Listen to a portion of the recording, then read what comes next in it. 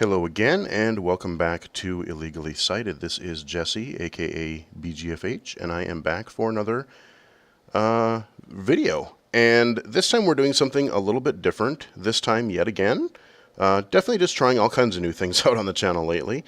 But this time, you may notice we actually I have a video paused from another channel.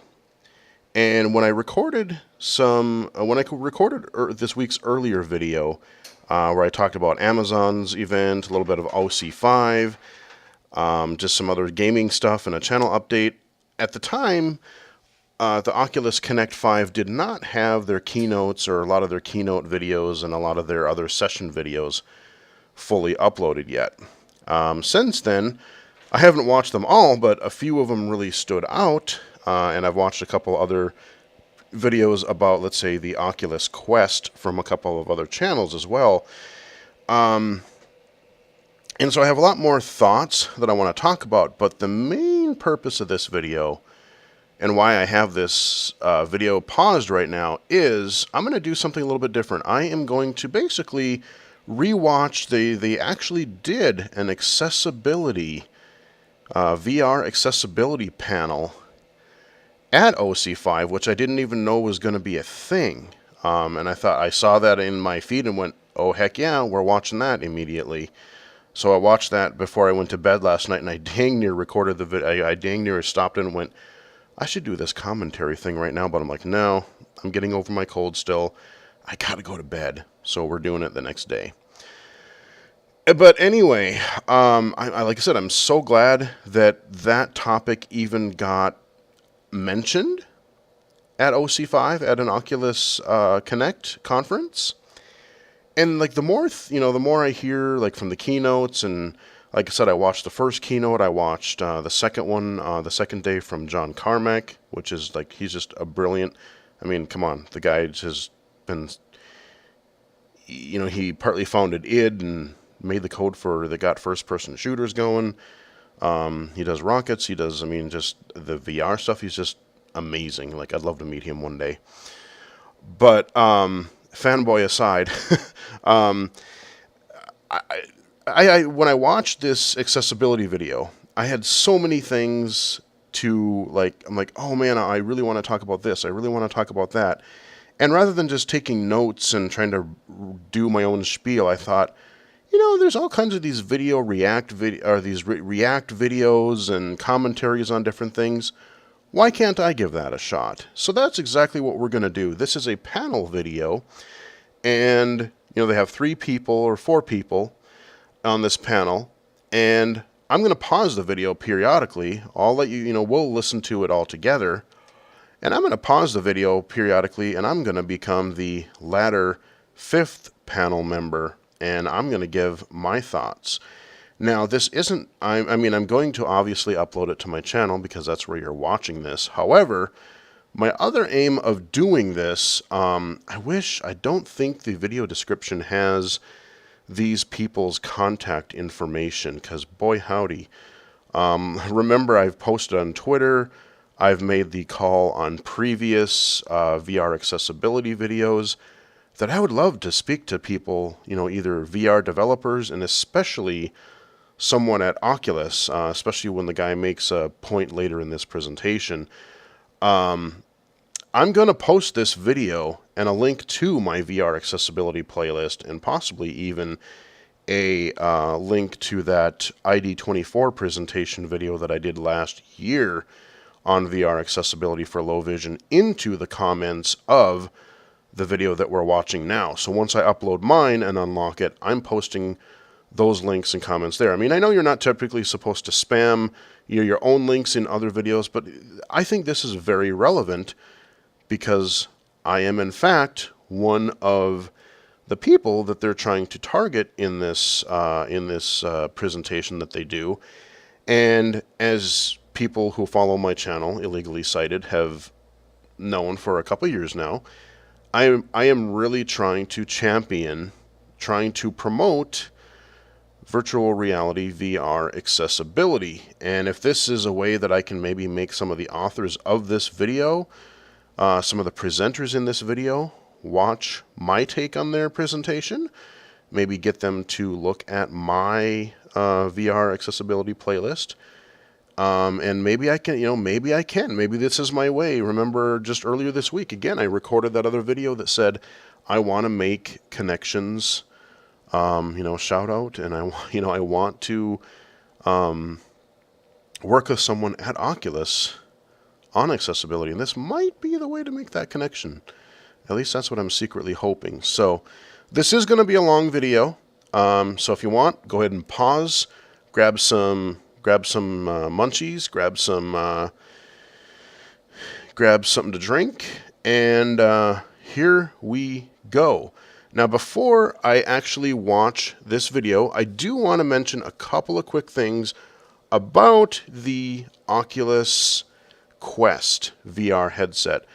I was actually rather hyped about it, quite interested about it when I heard about what it was. It's the standalone headset. It's going to be $399. It's going to come out next spring. But unlike the Oculus Go, the Oculus Quest has 6 degrees of freedom, 6 degrees of movement, meaning, you can move forward, backward, left, right, in addition to turning your head. It tracks your hands. You can lean in. Basically the gestures and the movement that you can do with the Rift headset, you're basically going to be able to do with the Quest. Now, that all sounds great.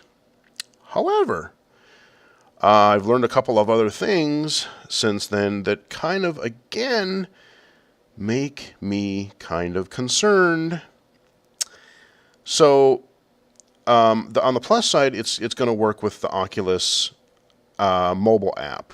So I can download, I can install, and I think, I'm not sure, but you might be able to to launch an app on the headset using your phone. If that's the case, that would be a good thing. Because when I watched one of the other fan videos, I think it's in VR, Natey, he's a guy that I follow for a while. Him and another guy, they stated that when they tried this stuff, the Oculus interface, just for navigating the headset and opening apps and all your controls and settings and things like that, looked basically the same as Oculus Go. Now, if you remember my impressions from Oculus Go earlier this year, when I tried my friend's copy, coworker's copy, friend's copy, that was my major issue. Because everything is set assuming somebody has perfect 20/20 vision. The interface does not necessarily, I know that one doesn't have head tracking, you can't lean in, but even if you could, my guess would be that in even the Quest interface, you're not going to be able to just lean in and look at those controls and panels and, app icons and things like that. You're not going to be able to do that because everything is set at this, this set distance that, people like to see this at 6 feet away or, 6 virtual feet away or whatever distance it is. And that is a real bummer. That is a real no-no. I would highly, highly discourage that. You can have that as a starting, like if you wanted to have it start that way, okay, you're at this fixed, you're at this distance, but have that menu, have that overall interface, have that actually tracked with your 6 degrees of freedom. Please, for the love of God, include a recenter view button so I can move freely around my space and recenter my view, and let me freely walk around. If I need to get right up close to any of those panels or controls or text options or whatever, mechanisms you're having me control, if I need to get right up there to do that, since you're supporting 6 degrees of freedom, have your interface support that, please. Because that is by far, just like Oculus in its current iteration, just like your Oculus Rift headset interface, when you hit the little menu button and it pops you out of an experience, or when you don't have a game or app launched, that interface is terrible. Like, everything is far away. The text is small. I can't get close. I can't zoom in. I can't magnify it. So they're taking this old design, and it sounds like that's so. As much as I want to really try the Quest, that is one major concern that I have. The other concern that I have about the Quest, and again, especially with, this ties into the interface thing. So, basically you have your, I forget what it's called, but basically your room setup. So, like I said, you're not having any sensors, any cameras, whatever, just the ones on the headset. You are walking around, but before you do that, you have to basically map off your play area. And again, this is why I want to make these Oculus connections, because all this stuff is so early and you guys are still developing it. I could help you think of ways to make this setup process easier for somebody with low vision like myself. Because right now, like I said, all you're doing, if you're not thinking about this type of accessibility, which, this whole presentation that you guys are doing is about, you're omitting many players that want and are willing to buy your products. So let's make it happen. I'd be happy to help.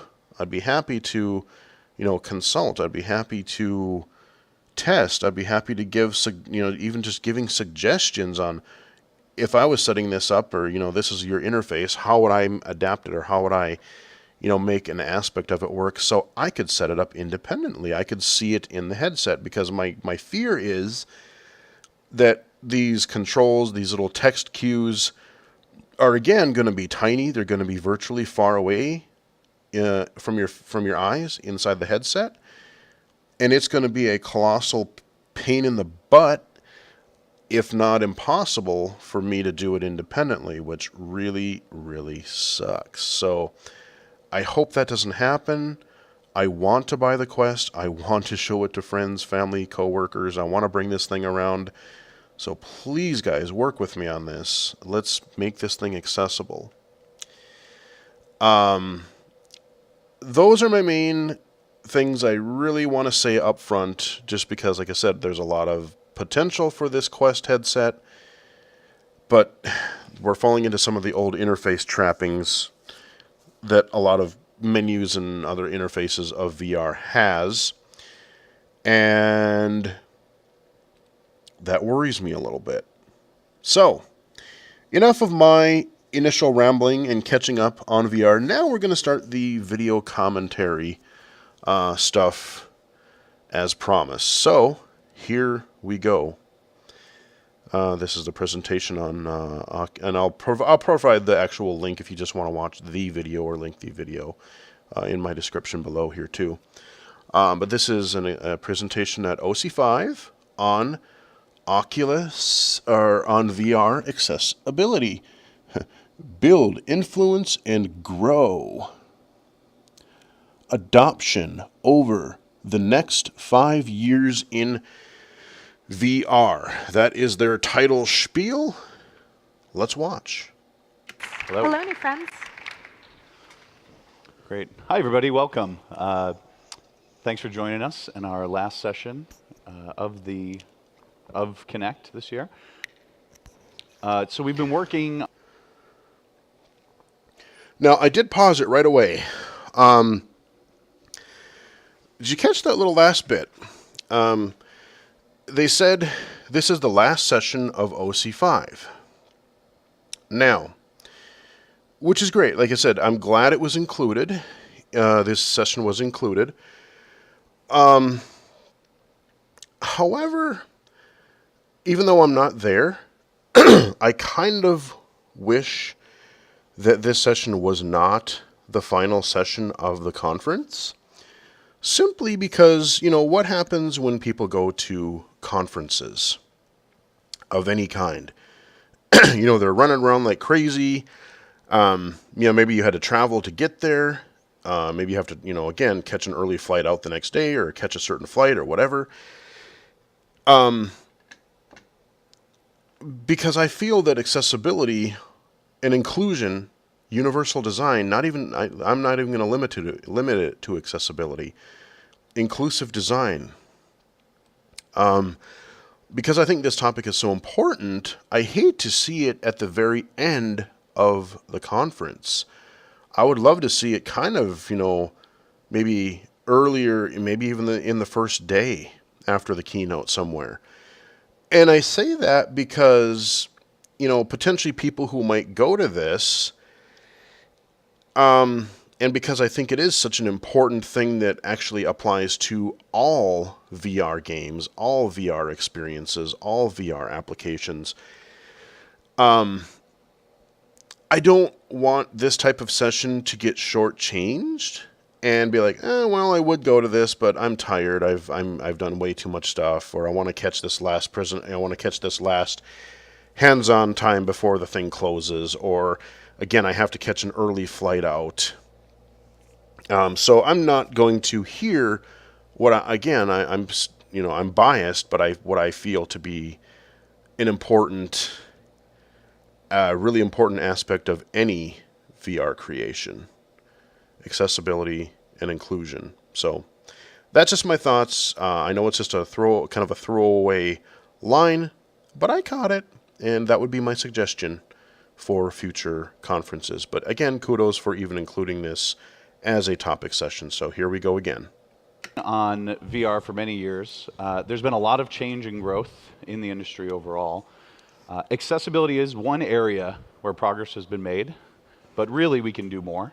Yes. A lot of our panel discussion today will be addressing those issues and seeing how to build with accessibility in mind and grow beyond for the next 5 years. My name is Matt Dickman, so I manage our health and safety programs.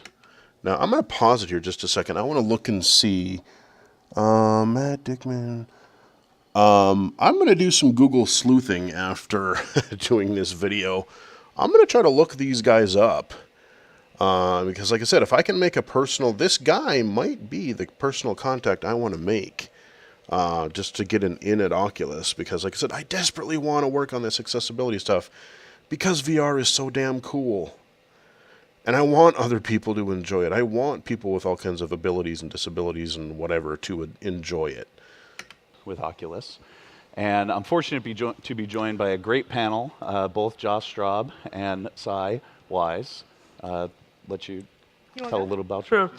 So I'm Josh Straub. I'm the editor-in-chief at Daggers. We're a journalism site with a lens on physical accessibility in video games, and we also offer AAA consulting services for pretty much any title. We've worked on Spider-Man, Last of Us, that kind of thing.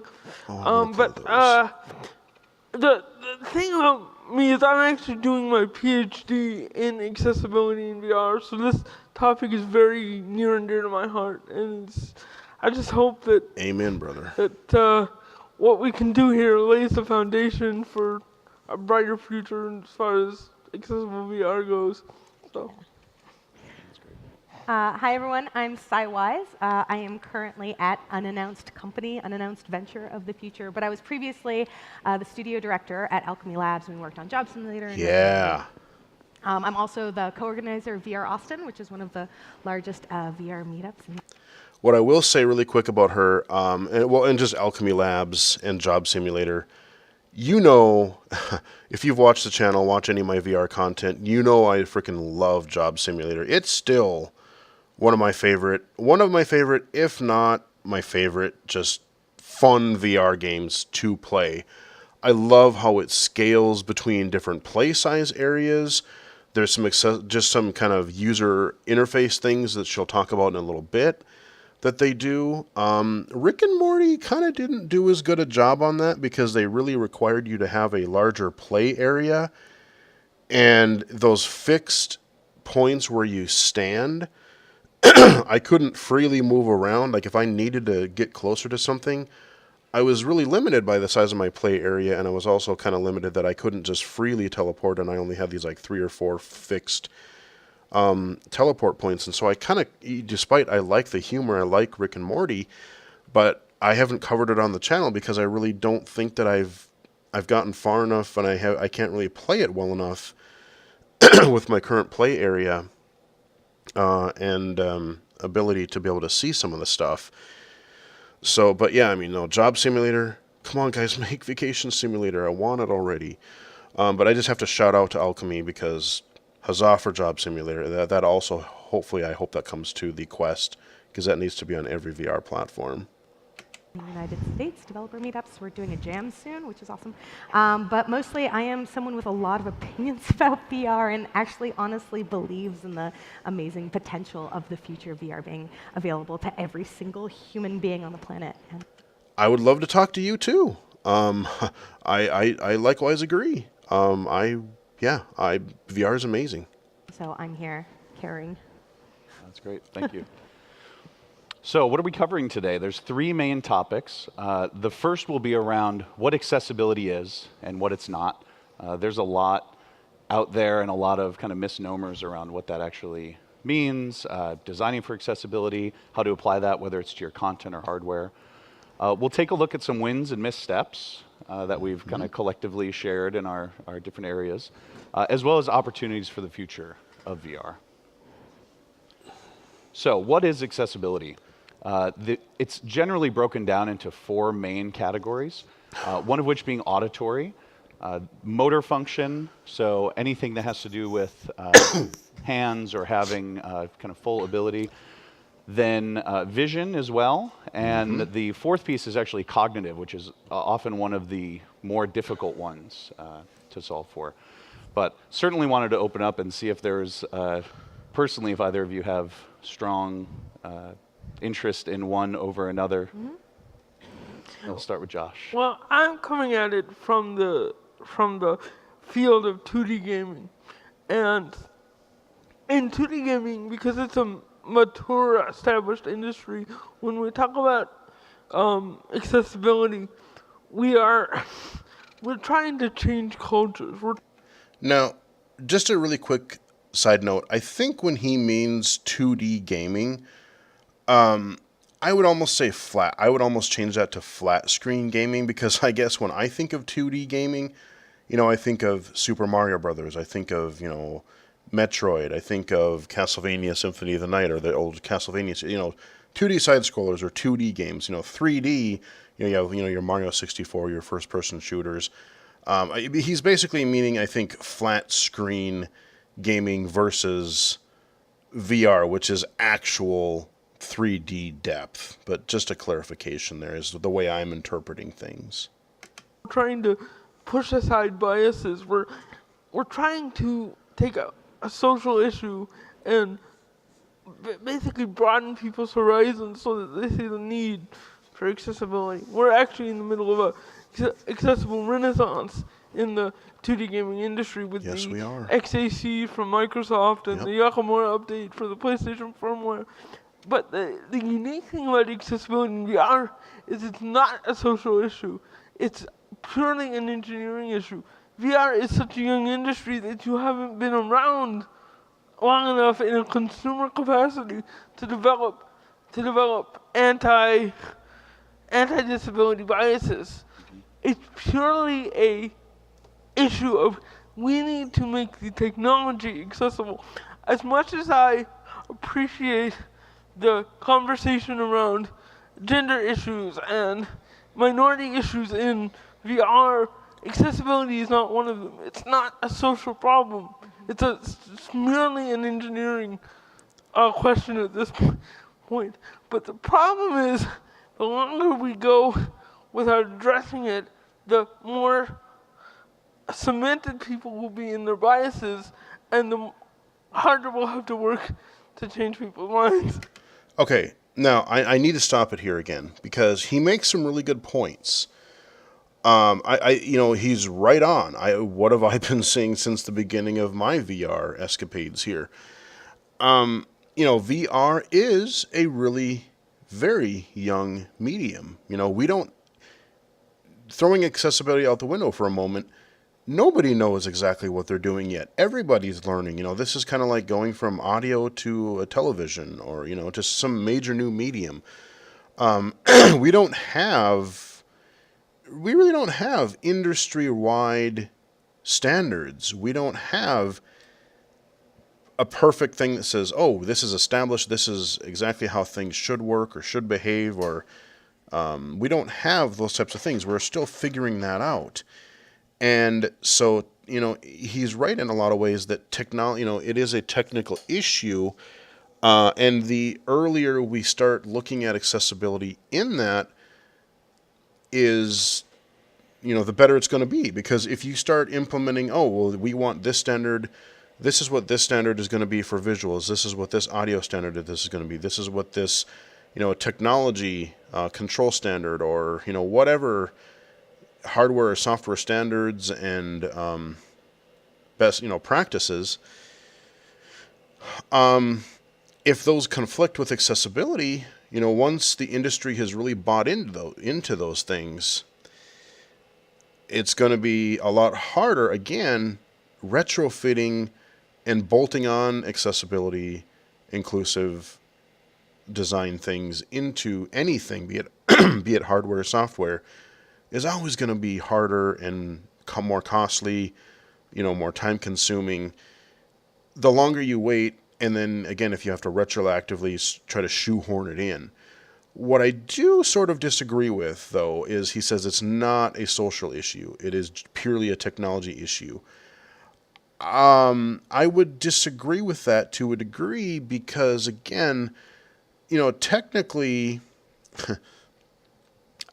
in my accessibility playlist, my VR accessibility playlist, I've given, many technical solutions, constructive criticism on how I would fix certain aspects of virtual reality, be it controls, movement, head tracking, first versus third person, adjusting settings inside and outside of a VR application. Those are all technical things that I have done, suggestions, and others have as well. But it's not the technical nature. I mean, it's not the technical. Yes, it's a technical thing that needs to be fixed.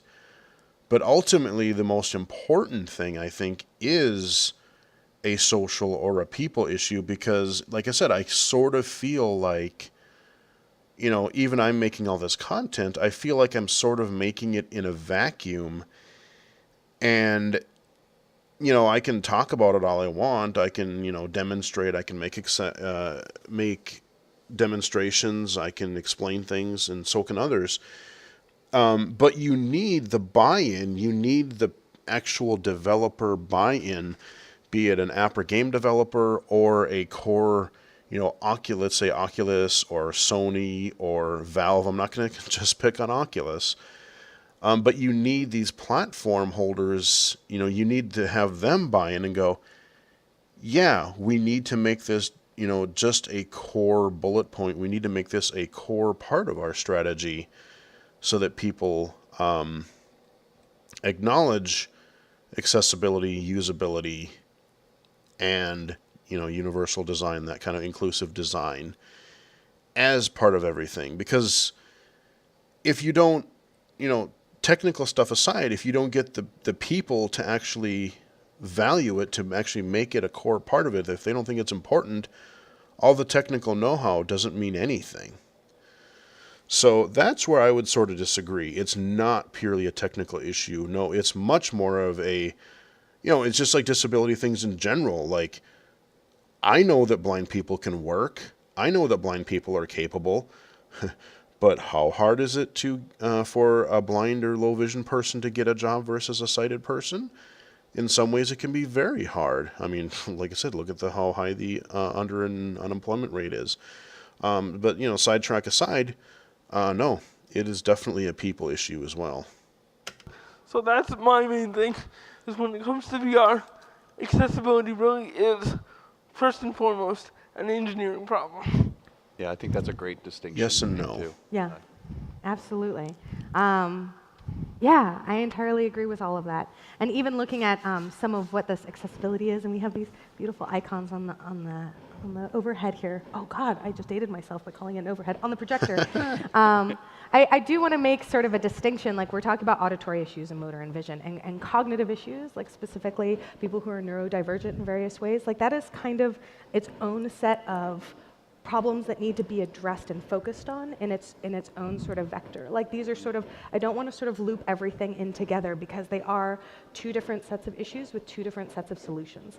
And to try and loop it all in together does a disservice to both groups. And so I want to make sure that the cognitive and people who are neurodivergent and have cognitive issues, like that is definitely something that needs to be focused on in great detail. I think this panel is talking more about, auditory, motor, and vision, and solving for those sorts of issues. So just as a set of definitions. Oh, that's great. The easy way to think about it is auditory, motor, and vision. Those are easy. Those are concrete fixes. Whereas with cognitive issues, the disabilities are much more spectral. They exist on a spectrum. Mm-hmm. So the fixes. Yes, I agree with that to a degree, but you do realize, though, hearing, motor, and visual, I've worked in the vision field for a long time. That is definitely on a spectrum, and that's kind of the issue, too, is that what might work for me as a low vision user, you can say you're totally blind. People get it. When you're low vision, though, there's a huge spectrum. You're looking at acuity. How well can you see? How much detail can you see? How far away can you see? Then you have, the field of view. Do you have poor peripheral vision? Can you just see right in front of you and not really off to the side? Like I have a blind spot kind of on my left eye. It has better central vision, but on the left side peripheral, my peripheral's kind of garbage. Some people have scotomas or blind spots. And so that disrupts their center field of view, and they have to compensate by moving their head around and using their peripheral vision. And so there's a huge number and a huge different variety of ways. Some people are more light sensitive or color contrast sensitive. So I wouldn't and I'm not even talking about hearing or mobility, but that's just vision. I think it's a little dismissive on the other three disabilities, but I think that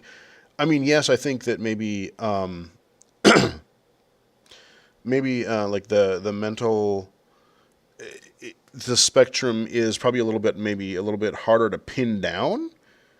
I might agree with that, but I would not dismiss the other three as being hugely varied in their spectrums as well, because boy, just with vision, like I said, I deal with this on a daily basis, and it's amazing what people sense differently and things like that. So just a couple other thoughts there. Aren't going to be as concrete or as black and white as they are with someone who has limited motor, limited sight, limited hearing. Yeah. So, yeah. That's great. And so also looking at what it's not. So there's often a misnomer that making a product more accessible means that more people can get it or it costs less money, which is really more of an availability and an affordability things. Yes, couldn't agree more. A lot of people, refer to accessibility, the general gaming media, especially the accessibility, it reaches more people. True, but yeah, they're referring to it as price and general things like that, and that's not what we're referring to. And that's sort of why the more I think about it, I kind of want to move away from accessibility. I really like inclusive design, because accessibility, like you said, that has a couple of different connotations depending on the way you're looking at it. Inclusive design, that, or something to that variant, that kind of just says right away, I know exactly what you're trying to say. you're trying to be inclusive. Can the people, use it? So I would also put like some sort of like user or like, I know I'm being sidetracked, but like, just trying to think of a way to say, that so everybody a term that everybody would know that, no, we want to make sure that everyone can use it. Affordability, sure, that is definitely one thing. But what we're trying to get at here is, can somebody even use whatever it is you're trying to make or sell? So certainly an important distinction to make. Not affordable. I mean, we're not talking about affordability. Correct. In this panel. That's right. That's fair. I cannot say this emphatically enough. I like this. Accessibility is not putting disabled characters in your products. If someone is blind, they do not care if you have a blind character in your product. Huzzah. He's going to go on a little bit more about this, but I like this guy because he, it's funny because he's just right up front. He's not going to sugarcoat it. He's like, no, I'll tell you what's messed up. It's like if there's something wrong, and I'll tell you, no, this is terrible. Don't do this. Knock it off. But like, how many times? I have a blind character playlist, and how many of those are actually, other than the iOS audio games and maybe a couple of PC audio games, how many go in that playlist alone? And look at how many are visual representations of a blind person.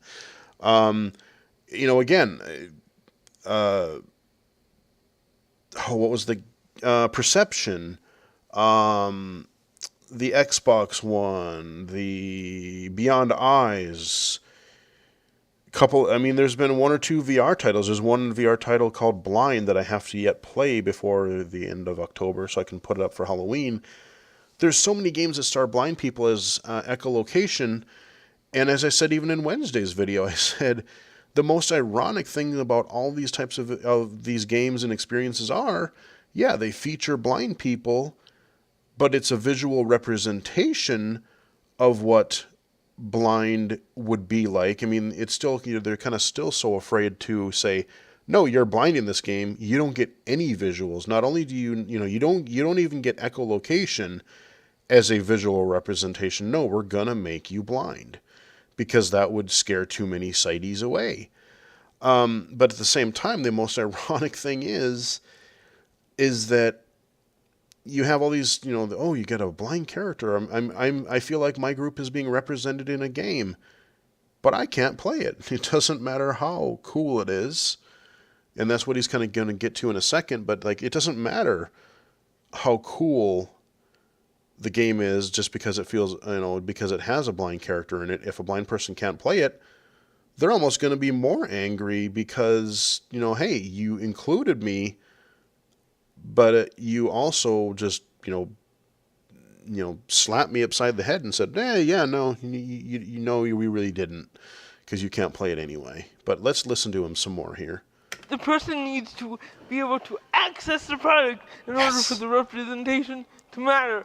I have rammed my head against so many walls with so many dev teams that if I could stand up and shout this, I would.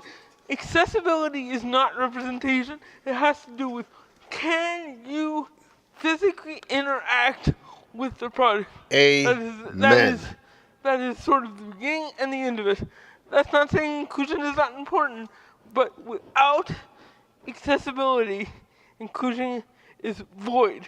Because pretty much, someone is deaf and cannot interact with your product, and you have a deaf protagonist, they don't care.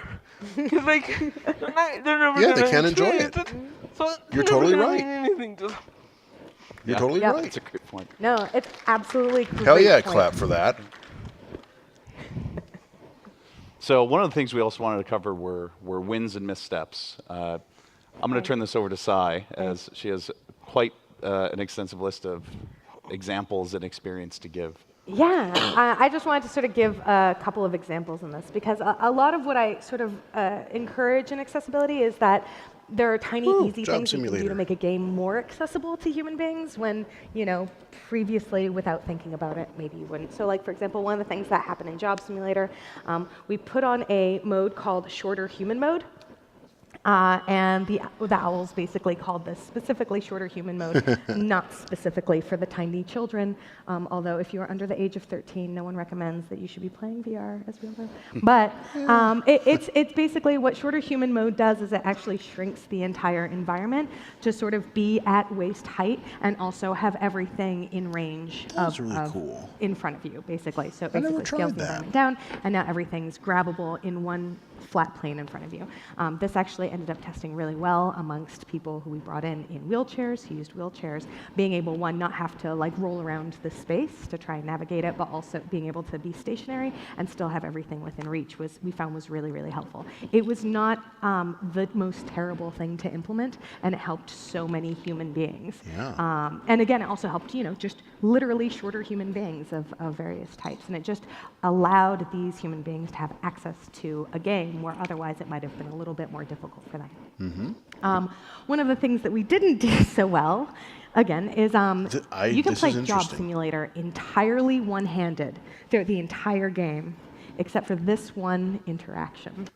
So what they're showing there is, remember in the restaurant area, one of the things you had to do, you had this bottle and you had to uncork it. So she's talking about everything else you can do with one hand. I can take the one hand, open the refrigerator, then I can take that same hand and go grab something out of it and then close it. I can do all that with one hand, but you literally had to grab the bottle and pull out the cork with two hands, and that's the one task that they're just going to keep repeating here.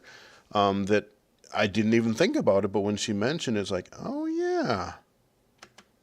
And it was a really difficult choice, and it was very difficult at the time, and for a variety of reasons, we didn't end up being able to fix this. But it ends up being sort of a thing that, all of us were a little bit disappointed that we weren't able to resolve, that somebody with one hand could have played the entire game from start to finish, except for this one interaction. Now, thinking about it for 1 second, one thing that I could maybe do, maybe if, I know it's retrospectively a little late, but, if you see it just for future titles or any other developers watch this, one thing that you might do for a situation like that, where let's say maybe you got to pull something, you got to rip something in half, or you got to uncork a bottle, or something where you do have two hands, maybe what you could do is you could have a button, or you could have a place in the environment where when you set it there, or when you set it, let's say, on the counter, you could hit a button to lock it down so that the thing can't move.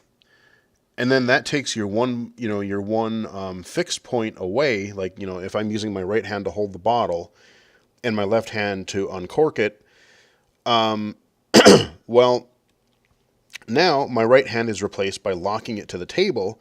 Then I can take whatever hand I still have access to, if I'm one-handed, and I can, when I grab the top of the bottle to uncork it, it'll do it because it's stuck to the counter. And then if I want to move the bottle again, I could hit a button, I could point, I could have the bottle highlighted, and then it would just have a button to basically lock and unlock, to basically stick that object to a surface in the environment. That could be a way to make that solved. I may have just solved your problem for you there, guys.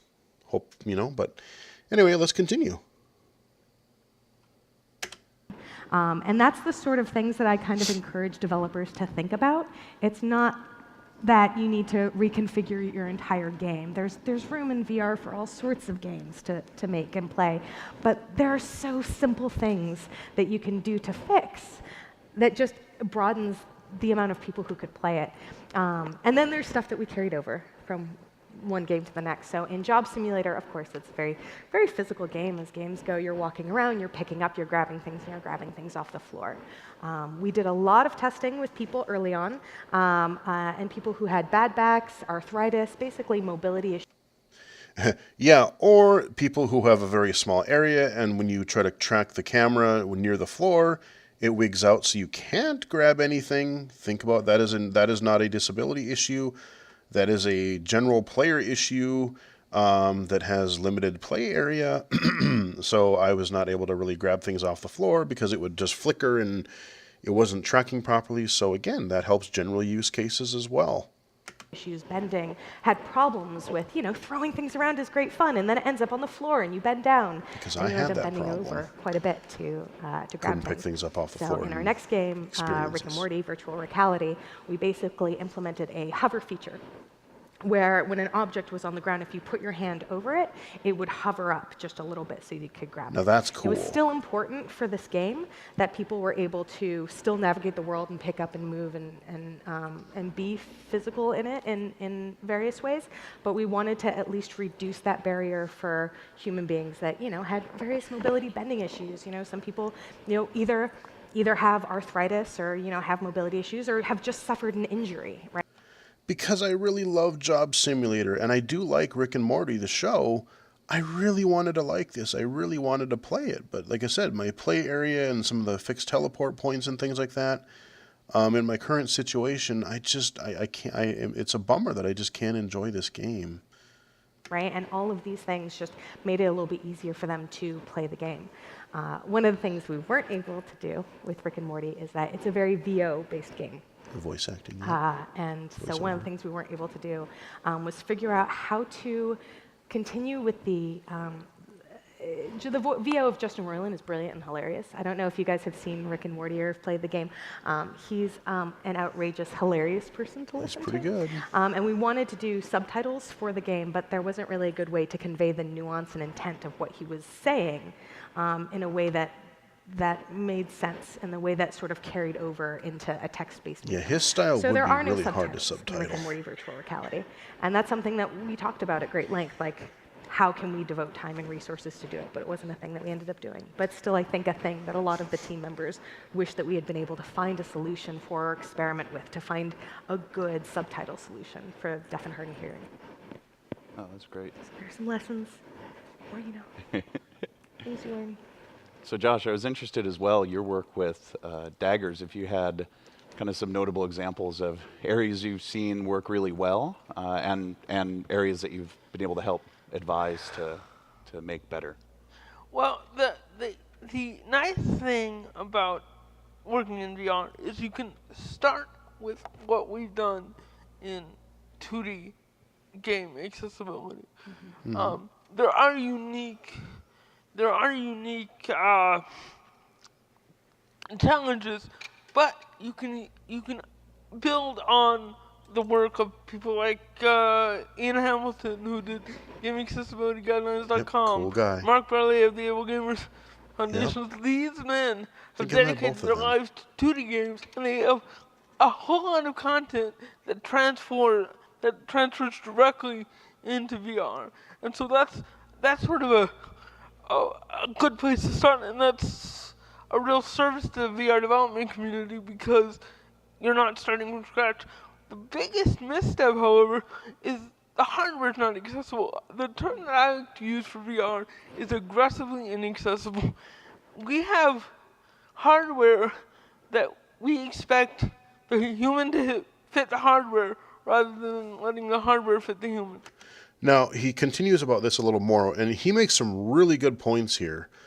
And the main thing is really to have options. I've how many times, not just, flat screen gaming, but especially in VR, let the play, again, we're seeing this with custom difficulty levels. Do you want the combat? Do you want the puzzles? Do you want the traversal? Do you want those to be, separate difficulty settings?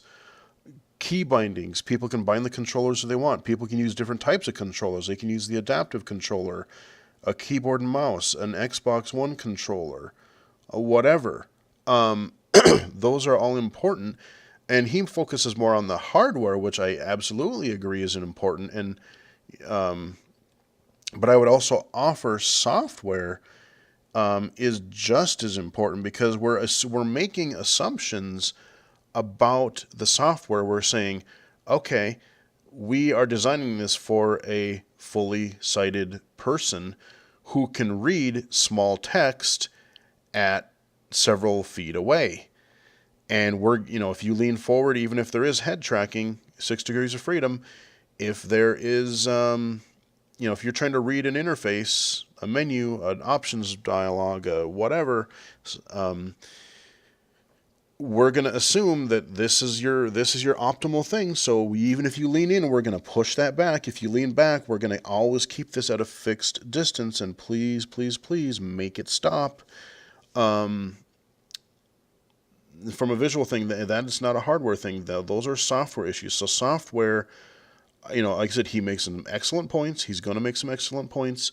But I just want to also add that software is also very important, because a lot of the things for low vision accessibility are not necessarily hardware, because they're doing some of that already with like being able to accommodate glasses and prescription lenses and things. But a lot of it is software.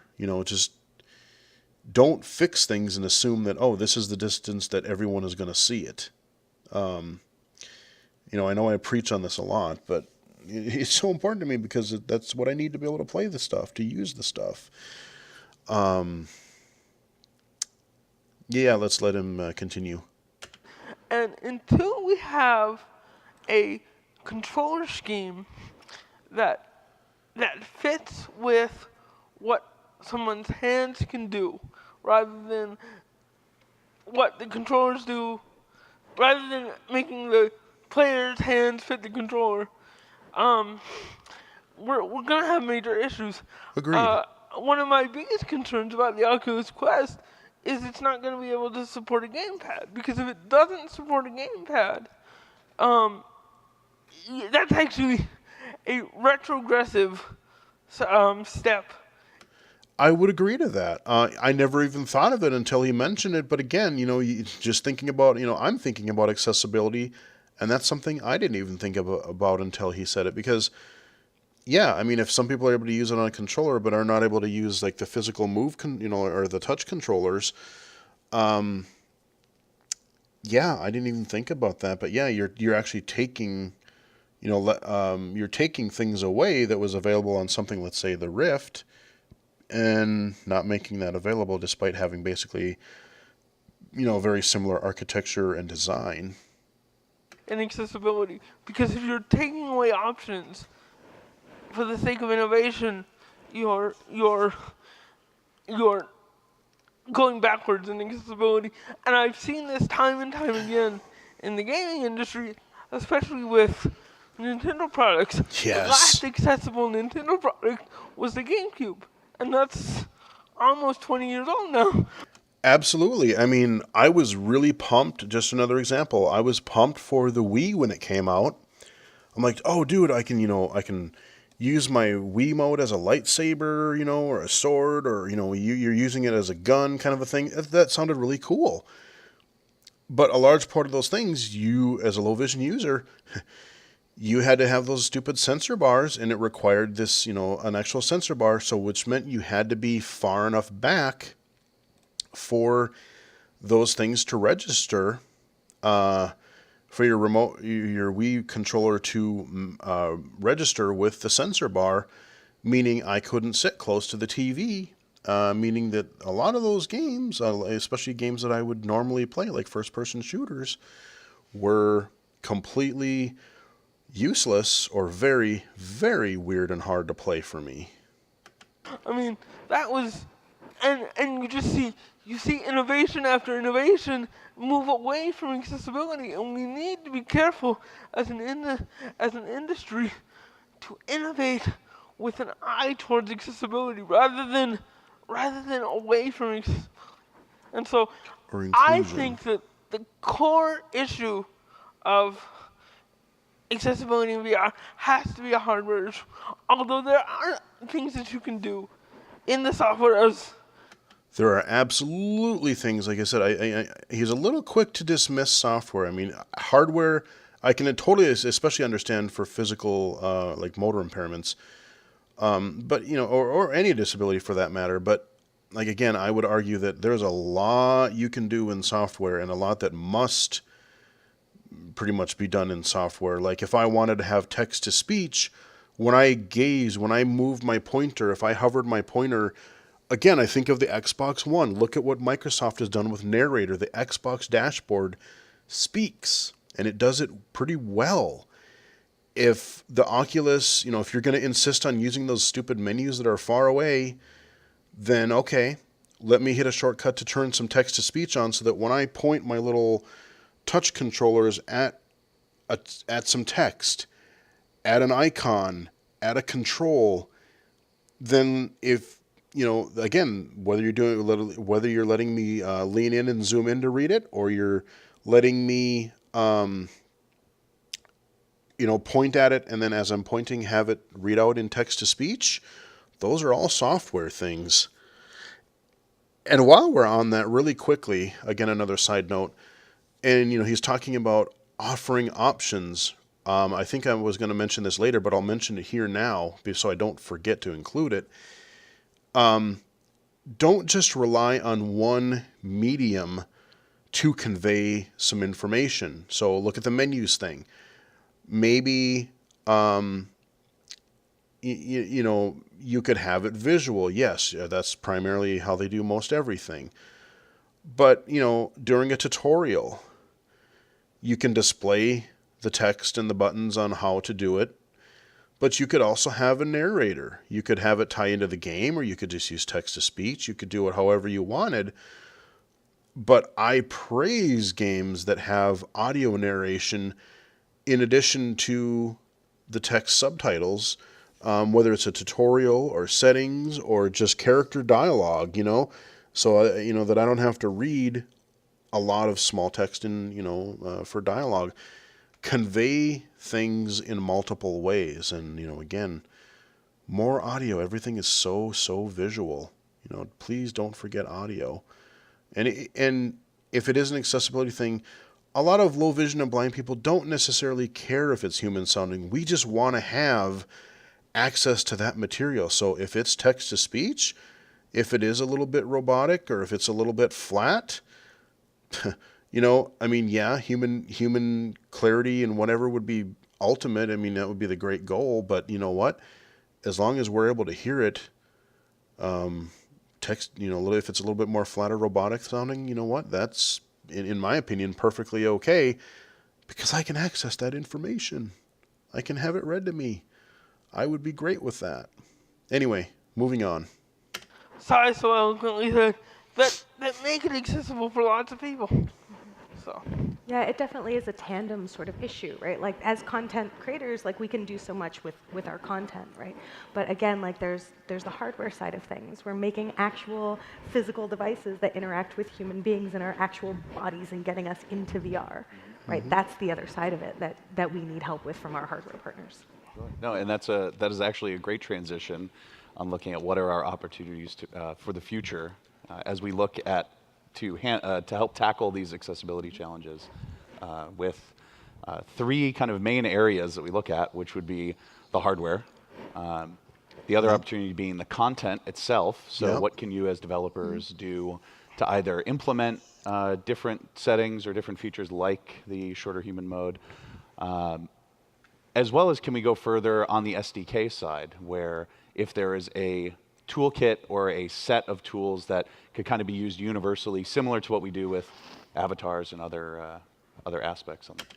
Yes, please. That last one, I'm glad he acknowledged that, because, again, especially, again, I'm going to go back to Microsoft and what they're doing with the Xbox and Windows 10. System-wide APIs, I want the when I boot up Oculus Home, when I put on my headset and I'm not in a game yet, I would love them to have, let me do my 6 degrees of freedom head tracking. Let me get in close to things. God forbid, maybe have some text-to-speech again. So when I use a gamepad to use my D-pad or analog stick to move throughout the interface, or if I use my touch controllers and I point at an interface, and then if I'm in a game and I hit that that home button, or that, what I forget what it's called, home or menu button, and it pops up the little Oculus overlay, that stuff should kick in. Like I said, there was an experience, a roller coaster experience, where I thought they were really cool, but you can't buy DLC, to my knowledge, in the desktop version of the App Store. You can buy the game or you can download the game, but you can't get all the DLC is managed inside the app. And they put that tiny little where you got to put in your PIN. They put that again so far away that I'm like, I can't lean in because it doesn't do any good. I look at the glow of the letters. I mean, I know how a keypad is laid out, so my best bet is to kind of just squint really hard, and if I look at it hard enough and I see the glow and I kind of go, okay, there's the 0. If I try to move very slowly and I go back, up 2, and I can go to the 5, and then if I go to the left, I can, I know the position, but it's so hard to do. Or why can't, I know a lot of people look at their keyboard when they're, they still have to look at their keyboard to type. If I'm using it with a computer, why can't I just wheel up to the computer and go, I'm going to type in my code on my computer? If I'm needing to enter text, why can't I do that on the computer through your Oculus interface? But no, I would love to see, to start with, the core user interface, be it Oculus, Steam VR, PlayStation VR, the stuff under the headset, opening games, managing friends, adjusting settings, uninstalling a game. Because again, one of the things we found in the Oculus Go was that you can install the apps using the mobile iOS app, but you can't seem to uninstall them. You have to do that under the headset, and boy howdy, that little tiny button there that you had to click on, it was very difficult, if not almost impossible for me anyway, to see well enough to accurately get that little pointer to tap that little button to bring up a tiny menu that I couldn't read, only to learn that somebody else had to tell me that uninstall was the bottom option. It's just things like that, like the core interface. And going beyond that, once you have that established, and you can do it in the Oculus desktop interface, you can do it on the home or whatever you're going to call your under the headset visor view. When that is done, make those available to VR game and app developers through APIs. Because if you have text-to-speech working in the menu, and you say, oh, well, whenever you point at something, it'll speak it. Or, this is the code you need to make your flat screen menus, your flat screen dialog boxes support your head tracking, your 6 degrees of freedom, so I can walk up or lean in to get right up close to it and read that text or read those settings. If you're supporting that in your main or your main overall experience, let that be available to other developers. And I would go also so far to say, make that a standard. You have a list of requirements. I was listening to John Carmack's talk, and they were talking about how apps get rejected or how apps get approved through the various stores for the Rift and such. But if you got this stuff implemented well enough into your own stuff, your own general overall interface, make those part of this, part of the requirements for an app to get approved. You're not taking, if the people want to use if people want to have their menus 6 feet out in front of them in virtual space, there's no reason they can't. We're not taking that functionality away from them. But to add those options, to add those, to add that variety, those settings, those features, add those things as a requirement so that the widest people can enjoy it, Again, like I said, I'm focusing on vision because that's what I know, but again, if you're going to use a flat screen menu, make sure that make sure that you can move farther. Maybe make sure that you can adjust how close it is or how far away it is. Don't just say you're going to set it at this fixed distance, and don't just say, oh, you can set it a little bit closer, but No, if you get it close enough where you have 2-3 letters on the screen, that's too close. You can't have that. Maybe people do need that. Maybe because of their vision they do need it. Don't restrict it to say you have to be between 4 and 6 feet away or 4 and 10 feet away. Maybe you have to have it between, 6 inches and 10 feet away. Don't put those artificial limitations on there, but make those as part of your requirements, because they're not, all they're doing is adding. They're not taking away from the mainstream audience being able to use it. They're just allowing more people. And you're looking at VR VR as it is a niche. It's a niche field right now because it's an enthusiast market, because it's kind of expensive to do.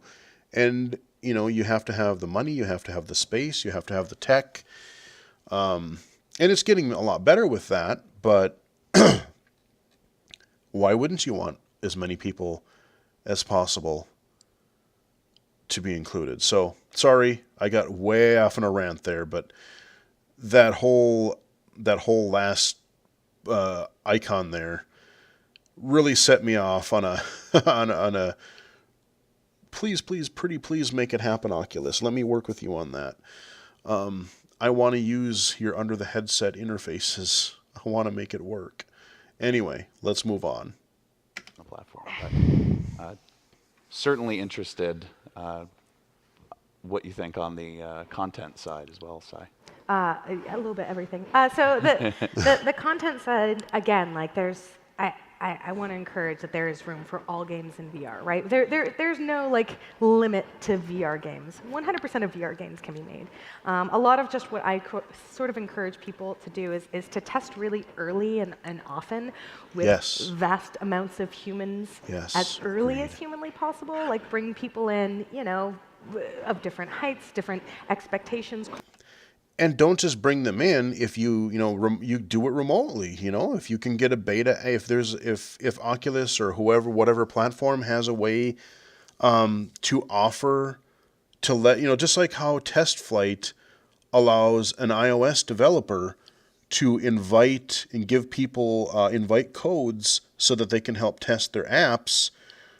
Maybe that's something Oculus should really think about, is say, okay, it's not going to be visible on the store, but you could check something, or you could go under options and you could redeem a special code that will, basically enable an early access version of it that only the developer would give a certain user that code for. So if you can't bring them into your office, or like for me, I would totally be willing to try to test things at home here on my setup on my Rift.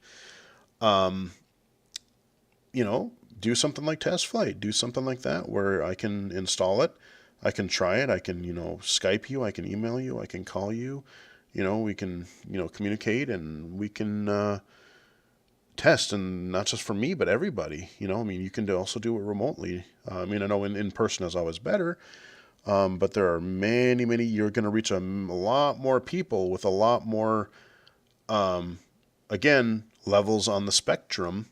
No matter what disability or ability you have, you're going to reach a lot more if you open that up to remote testing as well. Cultural expectations, yes, but also people in wheelchairs and people with various mobility issues, deaf and hard of hearing, whoever you imagine your human being to be, sort of expand that a little bit and then bring them in to sort of test and see what pain points they have. You may find that your solution is actually a lot easier or simpler, or a kind of a small tweak that can actually just, I've now made it more accessible to more humans without really having to do too much about it. Absolutely. Like I said, I didn't even think of it last night, but on the fly, just rewatching that little job simulator thing, I'm like, I don't know that would necessarily be hard to implement. Just make a button, when you put something on a surface, make it stick, hit a button to make it stick. That seems like it would be pretty a fairly easy thing to implement. So yeah, agreed.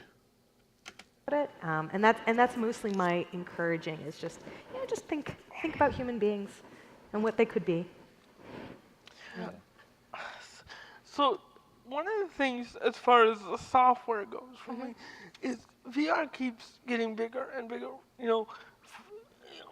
a couple years ago, room scale VR. Room scale was the buzzword. Now we have arena scale and Yep. house scale. I'm sick of hearing all of these terms. What we need is person scale VR. We need I like that person scale VR. That's actually pretty brilliant. And I would, as somebody living in a one-bedroom apartment with lots of crap everywhere, I would wholeheartedly support, let me sit in an office chair. Let me stand in one place. Let me at least have the vast majority of the experience. I don't necessarily have to be able to move around a whole space to be able to do that. And most people don't have that luxury. Even if they have an open space, you've got furniture, you've got kids, you've got pets, you've got things that just randomly appear that get set down in the middle of the floor or whatever, and stuff happens. What did he say? Person centered or no, person scale VR. I like that. VR that scales to the person that's using it. We don't need to ask the person to try to scale to the VR experience because people are a whole lot less flexible than virtual environments. Well, yeah, I mean, and think about it, kind of makes me think of like the open world thing. Everyone's like, well, this open world game is going to be 7 times the size of the other one, and this open world is going to it's going to be like 800,000 square miles that you can traverse. I'm like, I don't care if the big, I don't care how big the environment is. If it's boring and you have tons of repeated tasks, I don't care how big your world is. You could make a game that works in like a one apartment building that you're just stuck in. And if the content is good, if it's really, just brimming with content in that small space, it's could be even a richer experience than a vast open world. Again, same thing with your VR play space, okay, I might not get some of the same like, oh wow, I can run and I can kind of, crouch and lean and whatever. If I don't have that big space, if I have a bigger space, I can do those things. But again, I should be able to do that. Like if I'm sitting in a wheelchair or sitting in a chair, or if I'm just standing in one spot because I live in an efficiency apartment, which I don't. But if some people do live in an efficiency apartment, they want to enjoy the VR experience too. So yes, person scale VR. I like it. Sorry, I just get into this stuff. And so my dissertation is on person scale VR. I would like to read that, by the way. How we can develop tools and environments that will bring the virtual environment within reach of the disabled or of the individual. And don't even get hung up on disabled. Like I said, a lot of the things that are going to benefit the disabled, again, if somebody can only play in a wheelchair, that's their space. But it's going to help somebody in an efficiency apartment, in a dorm room. I mean, come on. Not only if you're in a dorm room, odds are not only is it a small room, but odds are you've got a roommate. So you can't be walking around and flailing around and knocking crap over. So if you really want VR to hit mass market, if you really want more people to adopt it, I mean, yeah, room scale, arena scale is all great, but, again, not just even, if you're getting manager buy-in, yes, accessibility is the key, disability accessibility is key. But then again, you make it say, oh, but we can also, you can also make it playable by people in apartments, dorm rooms, small spaces, wherever. That's going to sell a point because people understand that right up front. They understand what it's like to live in a dorm room. They understand what it's like to be living in a small bedroom or a small apartment or whatever. The more ways that you can kind of, I don't want to say trick them into, getting your point of view, but like the more that you can make them understand that like, hey, these are going to benefit a whole wide range of people. Differing physical dimensions. One of the things that really needs to be said is that when it comes to user research, VR is orders of magnitude behind 2D games. Naughty Dog is the leader in game accessibility in the 2D side of things, and they run multiple large-scale accessibility tests on their products, all throughout their iterative process. I mean, it's become one of the services that we offer that we will actually help developers find rehabs where they can pull disabled users for tests, because it's so critical to test early and often to test with a wide range of disabled people. Yeah, absolutely. The other thing, and we were actually having a conversation about this the other day, is about like the research in VR didn't start 3 years ago. No. That actually academia has been doing research in VR for ages. Like, Oh yeah, like I said, if you haven't watched some of my other VR content, I first got to try an early VR. I mean, this thing was freaking huge setup. I saw my first glimpse of actual virtual reality in 1995. I still remember it to this day. I was at the University of Washington campus. They had some lab. We got to go see it. There were 2 experiences that I tried. There was an underwater one where you were basically, you had almost had like, a little controller like you'd have on the Oculus Go, and you would move through the water, and then if you swiped your hand, you would kind of wave this net around and try to catch things, like catch fish. And then they had another one where you were just this tiny scale and you were going inside to look at the structure of an atom. And even that, it was simple. Actually, no, there was 3, because there was another very simple one where they put a sensor on like an actual plate, and then they, you mapped out like the area and where the table was. When you put the plate down in the virtual environment, you put it actually down in the real world. It was like a blue kitchen or a blue room. I remember that. But then you had the atom one where, like I said, you were exploring the atom. And like I said, even back then, I mean, yeah, everything was flat shaded. It was very basic graphically, but like you could tell the 3D extra dimension. You could tell the immersion. And, I remember after, I must have worked with it maybe 5 minutes, 10 minutes tops. And, you just get immersed and you don't even think about it. But when I got out of the virtual reality, people were, the people that were kind of watching, we were taking turns, and they were like, oh man, dude, you were like losing it. You were like, oh my God, this is so cool. You were so into it. And yeah, I mean, even back then, like I knew, people talk about Lawnmower Man and things like that. But no, I actually, let's forget about the Virtual Boy, because Virtual Boy. But, no, I mean, actual virtual reality. Like I said, I saw it in 1995. I knew back then when I saw it, I'm like, this is a thing. At some point in time, this is going to be real. I haven't a foggiest clue how many decades it's going to take to get there. But I'm actually surprised that we actually got there kind of earlier than I thought we would. 1995 to, what was it, 2015 or 2016? I think it was 2015 when it came out, and then, I don't remember, 2015, 2016 anyway. I mean, now we have like almost photorealistic environments in some cases, but yeah, no, VR's been going on for a long time. It's just that now that it's become, we're hitting we're hitting more mainstream appeal, and the technology can get to a mainstream because of cost and things like that. Now that's when it's going to become, more research is going to be more widely viable, because you have a wider people of being able to do it.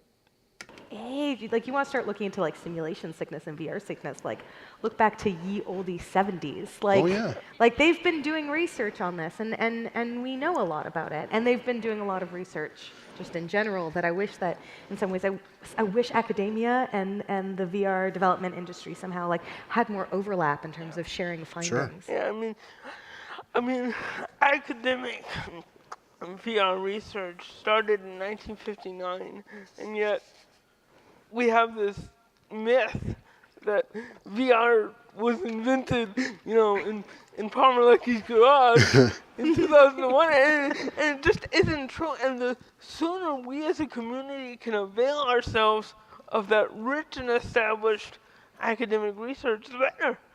I mean, that's, you know, We have a lot more resources than we think we do. yep. Heck yeah. Yeah. I love free stuff. Don't we all? I think the user research point is great, and one of the misnomers that doesn't have to be some incredibly expensive process either. No. Like, I think thinking about it on the front end, just that you're considering these things is first, but actually executing and getting some feedback and trying it out through playtesting or any other Yeah. can have big dividends. Yep. One of our mantras at Daggers is the only thing worse than a good game you can't play is a bad game you can. And that's because nobody wants to play bad games. Yeah. You know, I like that because that is the thing is like, you know, you don't want to play a bad game, but it's even more like it's VR is a great example because there are so many games in VR that even I've tried to cover on the channel or that I'm going to cover on the channel that I would love to be able to play better because I can tell they're cool games. They're fun games. They're immersive. They're just good games, solid games. But because of the way it's designed and because of certain limitations or because of my disability or ability or whatever, I'm not really able to play them near as easily, or I'm not able to play aspects of them easy. You know, take like Super Hot, for instance, or any first-person shooter. I can do the melee stuff. I can see the enemies fine in Super Hot, but, you know, aiming down the sights, especially at far distances, is very difficult as a low vision user. And you take that from a flat screen. A flat screen, you kind of had the middle of the screen to look, or you had, because you always knew like where your gun was gonna fire at the middle of the screen. And most of the times you would also have like a crosshair or some sort of aiming reticle to make that work. And in VR, on a flat screen, first-person shooters are some of my favorite games ever. I mean, come on, Doom is my favorite game ever made. But in VR, because you're physically moving your hands to aim the gun and looking down a sight, if I don't have like a scope or aiming reticle or something, it makes, especially if I have limited ammo and if they're shooting me back and I take a couple of hits and boom, I'm dead, that game is pretty much unplayable to me. Super Hot, you get hit once, you're done, because that's the way their mechanics work. So, I can enjoy aspects of it, but unlike the flat screen version, I can't play it because I don't have the space to move around. I can't freely move around, and I can't aim down the sights without a crosshair or something, some kind of aiming reticle, so I know exactly where I'm aiming. So yeah, there's nothing worse than knowing there are great games that you physically can't play. The only real upside to this, and I know it's not the same, but to the saving grace is that if there are games where I know they're cool and I want to see them, at the very least I have things like YouTube and Twitch. At least we can live vicariously through other people who are able to play them, and so I can watch the playthrough. I mean, yeah, it's not near as fun as, feeling the empowerment of just being this badass character that's doing whatever I'm doing, but at least I can, see the game. If I don't have friends near me that can play it with or for me, I can go on a YouTube or a streaming service like Twitch or Mixer and do that. But yes, a good game and just knowing you can't play it, that is a real kick in the teeth, let me tell you. And so if you think of it this way, the same people want to play your games, they want to experience your VR. Yeah, and we so do. If you reach out, you'll find people who are willing to come in and test. Absolutely. It's not that hard. To come in and test or even remotely test. Again, I reiterate, get local testers, but don't limit, if there's the ability, don't limit, even if it's, setting a third-party executable. Like, there's games there's a couple, just the Titanic one, the second, I forget what it's exactly called, but the Titanic experience where you're exploring the unsunken wreck that's in early access right now. That was just a file I grabbed off the internet. I'm not reusing that through the Rift desktop app or anything. I just went to the folder, ran the executable, and it ran. So, again, don't discount remote testing as well, because, like I said, someone like me, like, we can tell you, we can play it, and we can, like I said, especially if we can screen mirror it to the monitor and demonstrate. I do that a lot with both flat screen and VR.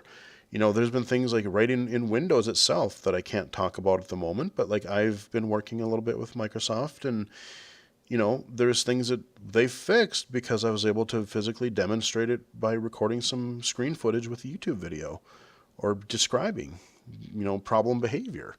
And the same thing could be done for helping make your VR apps and games and experiences more inclusive and accessible, both in person and remote. We're out there willing to do it. There are millions of disabled consumers out there. I'm sure you can find some of them who are willing to help you test for half a day or however long it takes. Pretty sure, yeah. No, that's great. Yeah. One of the other areas, too, that I wanted to touch on was related to hardware is also accessories or even input, like you said, of different controllers. There's some work that Microsoft and others are doing. One of the changes with Oculus Go was the glasses spacer that is able to be put in to give a little more room in the headset itself for glasses for the space. That's what the I was other talking piece about too earlier. is that there's a mount point around the lenses that we worked with some partners to offer prescription inserts. So instead of wearing glasses or instead of having to try to fit, say if you have large frames or other things, you're actually able to get custom inserts to put into it. So I think that's one small piece. An interesting point that you had the other day, though, Josh, was around the more you personalize the device, kind of the harder it is to share or, Yeah. Yeah, I mean that is actually kind of a thing. The more you say you have to play an experience this way and only this way, you're actually kind of almost restricting yourself too much, because if you're saying this is the only right way to play or experience this thing, that can lock a lot of players out. Be it like a physical hardware thing or a software thing, or a control style thing, or a visual thing. Keeping things at a certain distance, whatever. One thing I wanted to mention while we're talking about, you made me think of the visual, visual accessories like the lenses and things like that. One potential thing that I am also potentially concerned about as a low vision user in the future, it's probably not going to be in the Quest, but I know one of the things that everybody in the VR industry is kind of talking about is eye tracking. So they can know exactly right where your eyes are looking and make that partly, let's say maybe you would make that section of the thing clearer and kind of blur out some of the rest because you're not concentrating on that area, which can kind of save on like frame rate and things like that. In theory, that's a good idea, but here's my major concern. If that is actually required to do in a game or an experience or in your overall interface even, like myself, I have, what is it? I always get the words mixed up. Is it nystagmatism or nystagmus? It's the rapid eye movement where your eyes rapidly, involuntarily move. So for someone like me, is that going to make how is that going to work with actual eye tracking? Can you turn that off, or can you say, well, if somebody has nystagmus and their eyes, dart around constantly, is that going to make does it think when you move your eyes, it'll kind of it'll make you look like you're turning around? So, it'll look like, your mouse is going, where is my mouse cursor? It's going like all over the place like this. Is that what it's going to do? Is like your view is going to be jumping all around like a frickin' maniac or something like that? Or is it, if they're just blurring different things, is the image going to be like fading in and out in different random places because it, is trying to keep and follow your eyes. I'm genuinely curious, and I'm potentially genuinely concerned about, eye tracking for that very reason. You get some of these smartphones even have talked about, like, we had a client about a couple of years ago who was all excited because, like, I can just look at things on my phone and, like, you can trigger it or whatever. But she had a similar problem I did where, she's low vision, of course, and, rapid eye movement. And, she just didn't understand that it's like, no, that's not going to work for you because your eyes, you said jump all over the place, not your fault because it's involuntary, but that type of eye tracking technology is not going to work. And even the Face ID in Apple's, newest phones, I haven't tried like when you turn VoiceOver on and you set up Face ID, it disables like the gaze portion of eye track or of the Face ID head tracking. So like it's actually less secure, but it accounts for just keeping track of your head, not necessarily the specific gaze of your eyes. I actually should try the Face ID with the gaze support just to see if with my eye condition and the rapid eye movement, if it's even possible. Because if I can't do it with that, again, that's going to kind of tell me that in a VR interface, if you're using eye tracking, that's also going to be a real potential problem for many people. Flexibility, accessibility is not meeting specific needs. It's providing ranges. The essence of accessibility is flexibility. Ranges, flexibility. Because by making a game flexible to somebody's needs, you're also meeting somebody else's desires. Absolutely. Perfect example of this is QuickTime events in 2D games. QuickTime events are the biggest one of the biggest barriers to fine motor impaired gamers. And but they just also are not appreciated by a large fraction of the non-disabled gaming community. So by including that as an option, you're not only meeting the needs of the disabled, but you're also meeting the desires of the non-disabled. Absolutely. That's a perfect example. People with motor impairments can't do QuickTime events. They really have trouble with that. I have trouble with it sometimes just as a visual disability, but, even if I can see them well, I don't like them. And I've heard many, many, many people in mainstream games coverage say, yeah, QuickTime events just suck. Make them go away. Good example. So what you need to focus on is rather than providing an accessibility fix, provide a range. Provide a range of options, because the more flexible a game is, the more accessible it is. No, that's great. One of the things that we wanted to do with this talk was also give some of these early learnings. We were holding back, not wanting to call it best practices, because because I have feelings. That's right. That's what we were not calling it best practices, because I have feelings. VR is still really, really, really early on. Do any of you know what you're doing? Because I don't. That's the thing, is that we're all still figuring out what VR is and how it works. Well, and that's exactly what I was talking about early when we first started this presentation. VR is such a young medium. Everybody's trying to figure it out. So, we really, really, really have to push for accessibility, inclusive design, usability, to be just another core part of, you talk about refresh rates, you talk about, motion sickness, you talk about different play area scales, all of these things that you're going to be doing, that you're trying to accommodate your average 20/20 vision, fully mobile capable VR user. Just add some of these things that come up from different people with different disabilities, just add them to the list.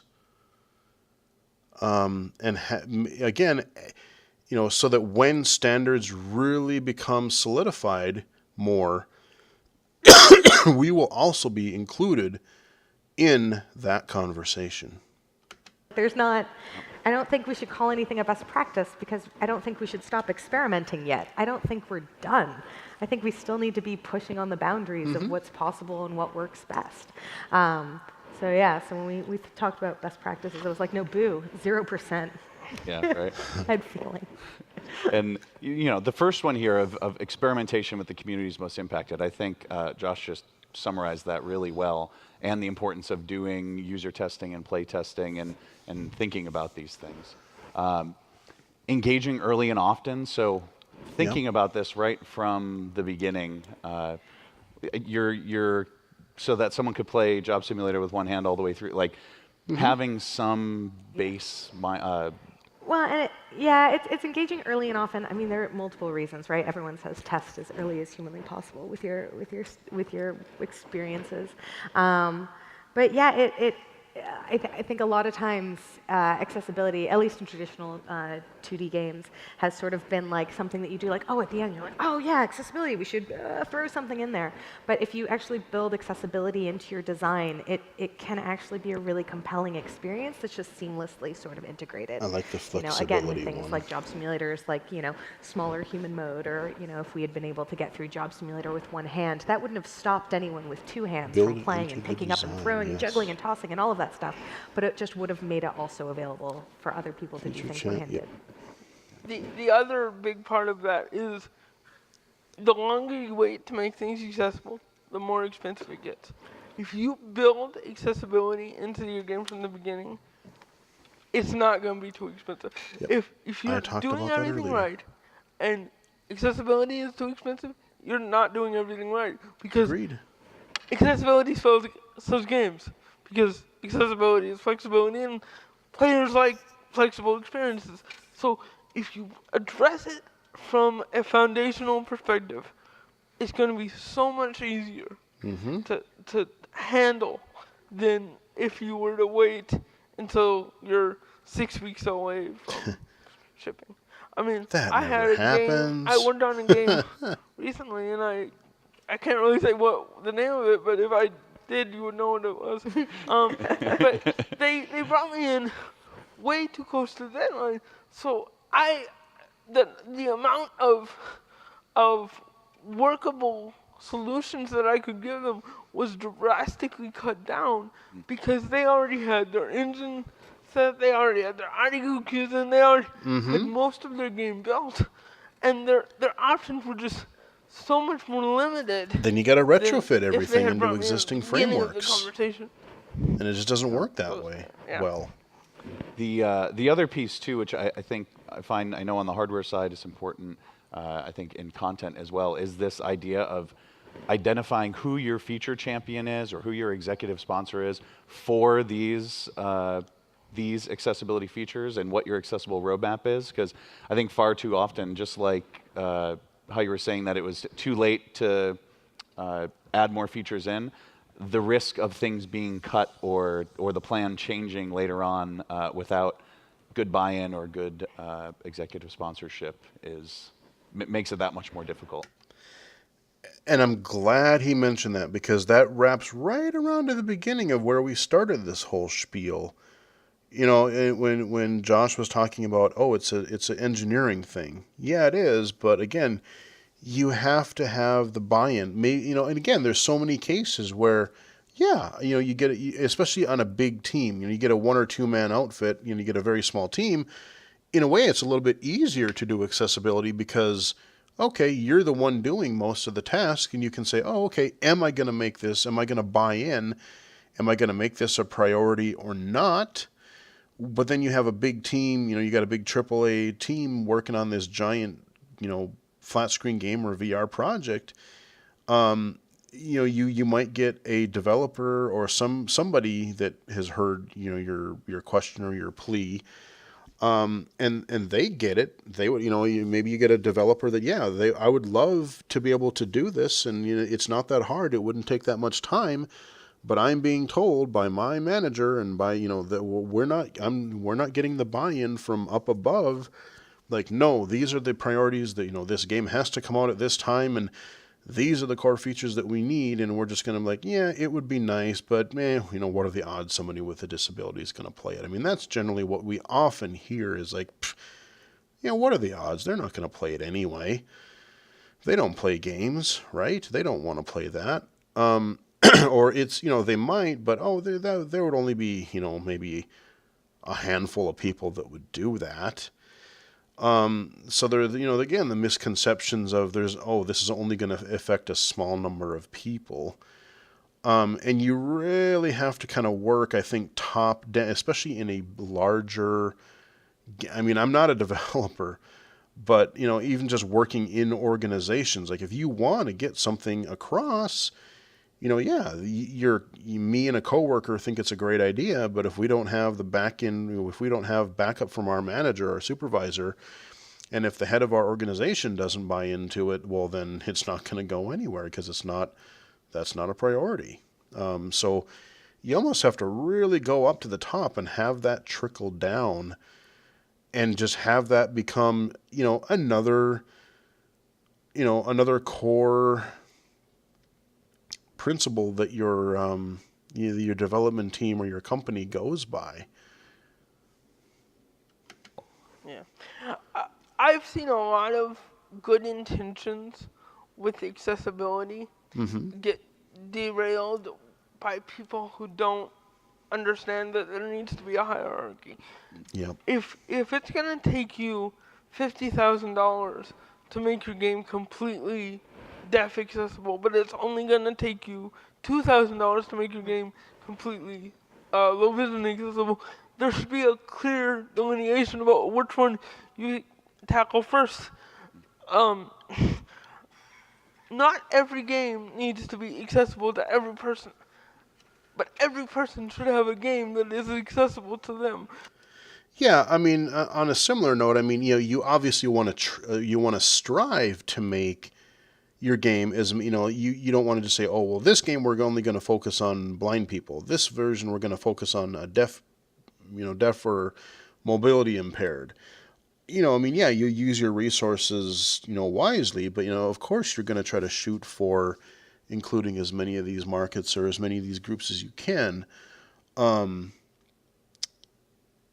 you just have to be smart about it, Okay, so that means that you're going to have to make hard calls. So there needs to be somebody at the top who can make the tough decisions, who can say, we're going to focus on this kind of accessibility and not this kind of, and not another type. Because if everybody's opinion is equally valid, then we're going to end up stealing resources from each other in the pipeline. And we're going to end up with a less accessible product overall because we'll have wasted a lot of our valuable time and energy on less impactful features. He actually makes a really good point there because, again, it's something I've thought about.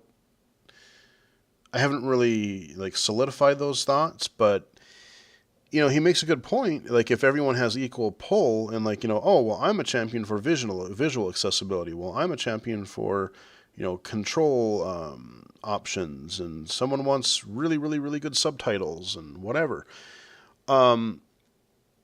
It kind of depends on the type of game too,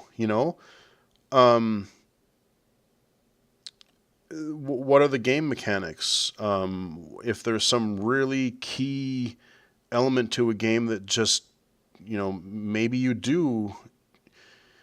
try 5, 6, 10, 12 different things. I don't know. Many different ways of trying to accommodate a certain disability. But if this core game mechanic, if that's your primary thing of this game, yes, it may be a little bit harder to accommodate for a certain type of disability. So you may focus on, okay, well, we're going to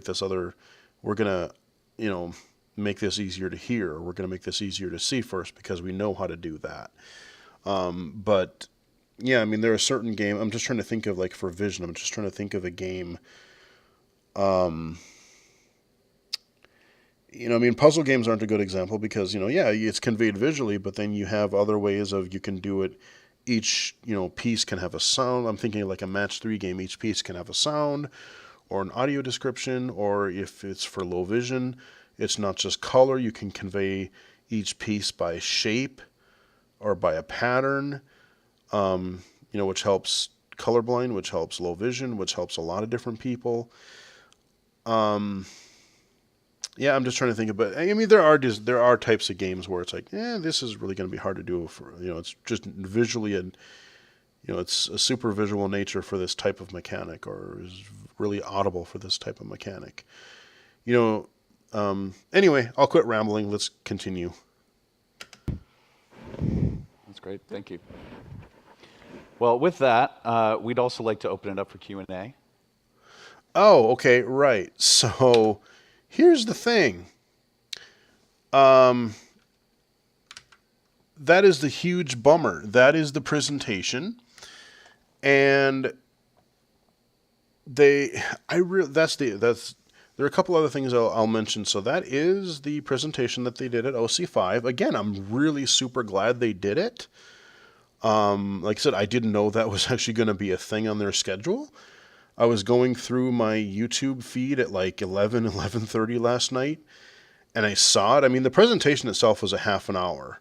So I've drastically made that a lot longer, as I usually do when I get on a roll and start talking and rambling. But this 30-minute presentation, I saw that on my feed. I'm like, oh, I got to watch this right now, because I'm desperately hoping that, are they going to add accessibility features to the Oculus headset, the Rift headset app? Are they going to talk about anything like that? So, I mean, I'm glad they made some really, really good points in this presentation. But a little further constructive criticism is like, I wish that presentation could have gone a little bit longer. I wish they would have gone into more specifics, maybe not per se on a specific game. I loved the lady when she talked about the different things they did that they did or tried to do, both good and bad, in Job Simulator and Rick and Morty, Virtual Reality. I liked that a lot. But what I really was really hoping for was, I was hoping for some sort of acknowledgement. Because it was still kind of, oh, what if these things would be really nice. These are things we should do. But what I wanted to get out of that presentation, at least a little bit, was what concrete things is Oculus actually starting to do to explore accessibility, to explore usability, to explore universal design. Are they thinking about various forms of accessibility for Rift, for Go, for Touch, or for Quest, for Gear VR? Because again, like I said, when I heard that other channel talking about the main menu, the overall navigation interface, the dashboard, the VR dashboard essentially is going to be the similar thing, that if it's going to be similar to what it is in Oculus Go. Well, as a low vision user, that worries me significantly, because especially if I'm not mirroring that to a computer where I have that as a backup to try to read some possible small faraway text, as much as I want to be able to experience, the 6 Degrees of Freedom standalone VR setup, I don't know if I'm going to be able to, unless on the software side they really start thinking about some of these suggestions. Being able to install, launch, and uninstall games from either my computer or through my Oculus smartphone app that now also works with the Rift. That should work. Again, I want to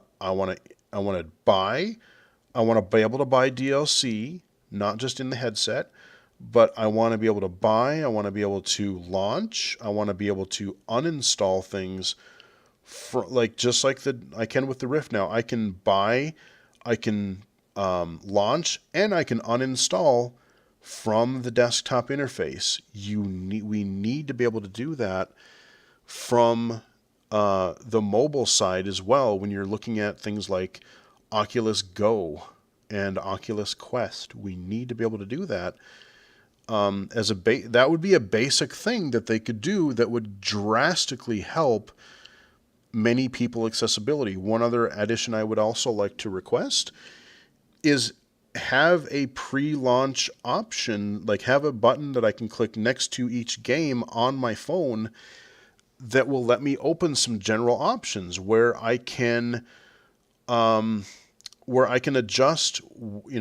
any settings, or I can adjust my movement style. Do I want teleporter free movement?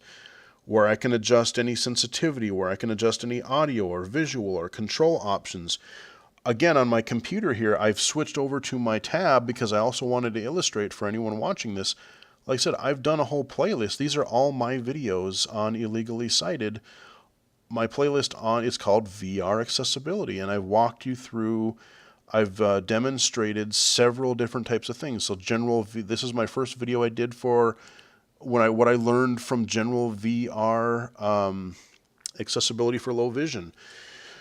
I've done things on first and third person. I've done things on different locomotion movement options. The bottom one down here, this most recent one, I discovered a Steam VR app, this Deus Ex experience, that actually, God forbid, had a splash screen before going to the app that I could launch on my flat screen,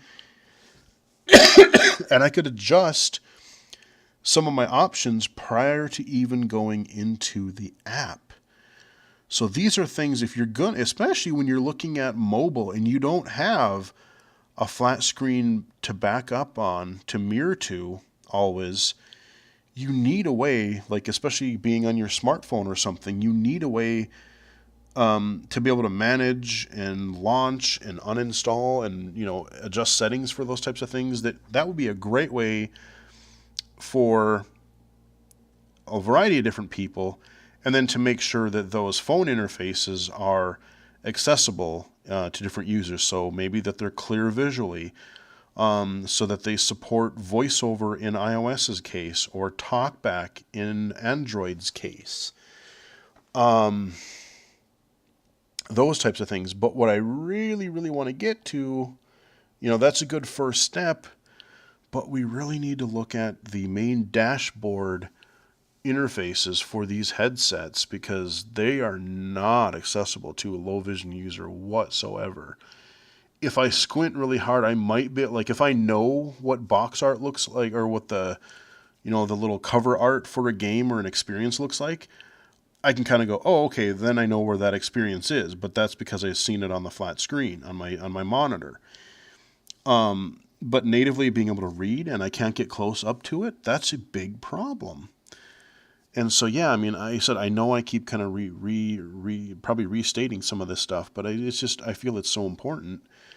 And this has been, I gotta say, this has been one of the most fun, most interesting, and most impromptu videos that I've done on the channel so far. I had no idea.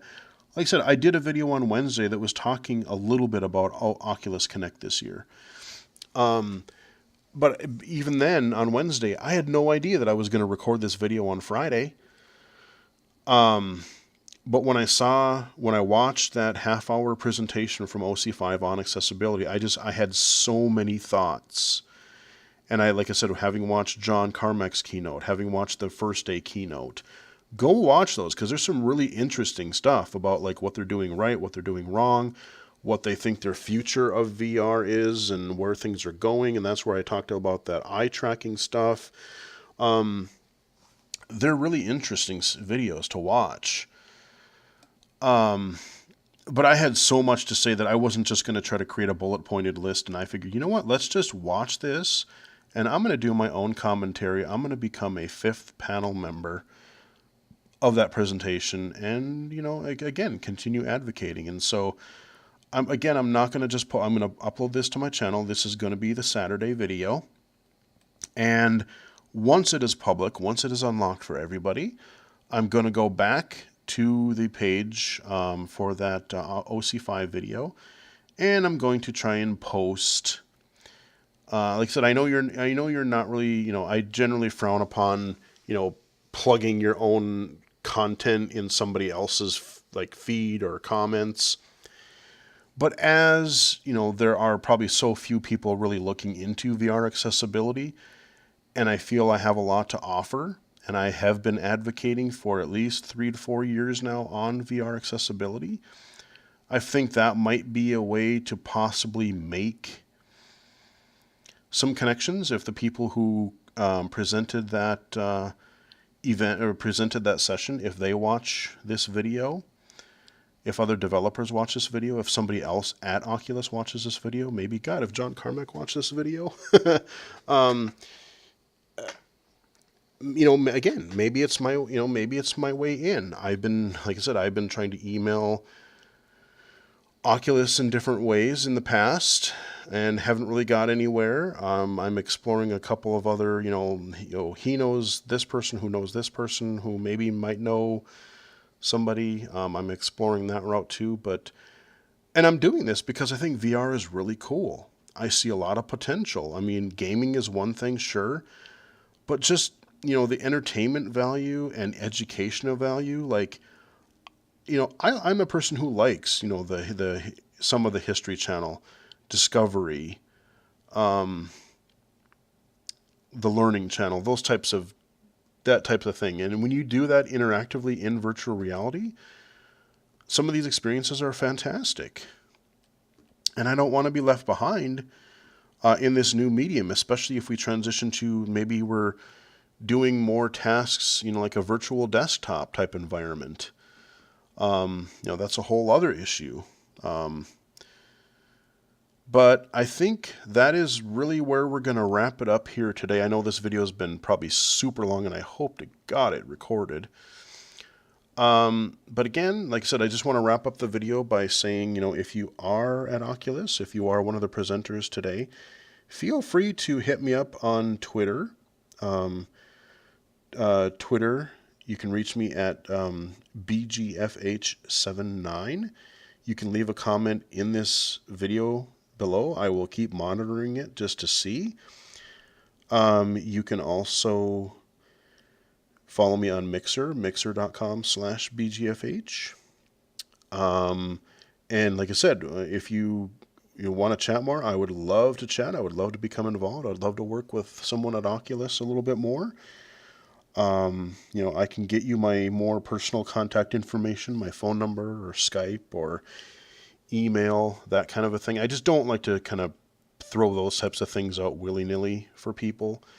So, contacting me through YouTube or through Twitter or, something like that that's associated with the channel, I will definitely monitor those things. And I would love to work with, like I said, I would love to work with Oculus. Ultimately, I'd love to get a hold of one of, an early build of one of those Oculus Quests and see what it's all about, and maybe help make the room tracking. I just can't remember what it's called.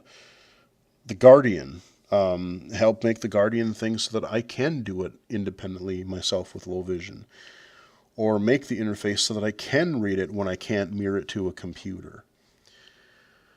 And even when I can mirror it to a computer, like again, if you're putting things off to the left or the right, and I have to lift up my headset a little bit to read the computer monitor, I can't do that because I'm not looking at the monitor. I have to look left and right. And my only solution so far to that has been, if it mirrors, I record a video of me looking around the environment, I take off the headset, and then I have to watch the video and go, oh, okay, if I look to the left and the top left option is this, the bottom middle option is this, and then I can go into the headset itself and try to replicate that behavior by pointing at it or arrowing to it or whatever. So we're going to wrap it up here. I know it's been a really long video. I did warn you about that in advance, but again, I think based on what I'm trying to accomplish with the channel, I think it was very well worth doing. I enjoyed doing it, and I hope, like I said, I hope that I can make some connections. And if I post this different places, I hope this can make a difference, and I can, again, be more involved in getting this VR accessibility thing going, at least, especially for low vision. So again, follow me on Twitter at BGFH79. Please like the video, subscribe to the channel. If you know of other people who might find this helpful, please share it with them. Again, please, I'm looking at my VR accessibility playlist here. Go ahead and watch those. A lot of information there. Share this playlist. This video is going to go right at the end of this playlist too. It's going to be added here, so that's going to be another thing. And I did a whole presentation on VR accessibility for low vision at ID24 last year, so that would be a really good place to start as well. But I hope you guys enjoyed it. Hope you guys found it helpful, and I'm hoping that like I said, I really hope that I can make some connections through this one. And until next time, I will talk to you guys again later.